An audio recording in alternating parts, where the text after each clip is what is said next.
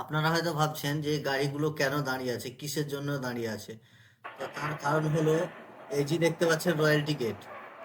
Royalty গেটে কিন্তু কেউ রয়্যালটি কাটার কোনো লোক নেই, কোনো বিএলআরও নেই, বা রয়্যালটি গেটে যারা আগে থাকতো তারাও কিন্তু কোনো লোক নেই। তো গাড়ি আসছে একদম সোজা পেরিয়ে যাচ্ছে, কোনো রয়্যালটি লাগে না, কিছু লাগে না। কিন্তু সবই ঠিক আছে, আপনাদের কোনো রয়্যালটি কাটতে হয় না। রয়্যালটি টাকা হয়তো ভাবছেন বেঁচে যাচ্ছে, কিন্তু টাকা কিন্তু বাঁচছে না। পার্টি আপনাকে কিন্তু রয়্যালটি টাকা মাইনাস করেই কিন্তু আপনাকে ভাড়া দিচ্ছে। আর এই সামান্য বাঁশচিত 7-8 টাকাতে আপনি যে টিপ করছেন না, আপনি কিন্তু ভুল করছেন। তার কারণ আপনার খবর নিয়ে দেখেন, গাড়ি কিন্তু সাগরদিঘি থানা, তারপরে এদিকে আপনার কুলিকাঁধি, যত পলাশি যত জায়গা আছে, সমস্ত জায়গাতে কিন্তু গাড়ি পুলিশে কিন্তু ধরছে, আর 1-1.5 লাখ করে ফাইন করছে।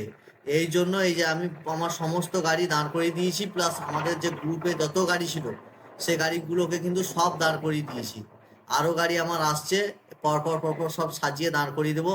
তো যতক্ষণ না ফাইসালা হবে রয়্যালটি গেটের ব্যাপার, ততক্ষণ গাড়ি কিন্তু বের করবো না। তার কারণ সামান্য 7-8টা মাছিদের জন্য আমি ওই 1 লাখ টাকা করে ফাইন ভরতে পারবো না। এবার আপনার ভাবনা চিন্তা করে কিন্তু চালাবেন, এটা কিন্তু একটা খুবই গুরুত্বপূর্ণ জিনিস। আপনার গাড়ি ধরলে কিন্তু 1-1.5 লাখ টাকা ফাইন করবে সামান্য। আপনি যদি সে রয়্যালটির টাকাটা পেতেন, নিয়ে রিস্ক নিতেন, সেটা ঠিক ছিল। আপনি রয়্যালটি টাকাও পাচ্ছেন না, বেকার আপনি ফাইন ভরবেন। তাহলে আমি কেন ফাইন ভরবো? এই জন্য গাড়ি সমস্ত আমার গাড়ি দাঁড় করিয়ে দিয়েছি।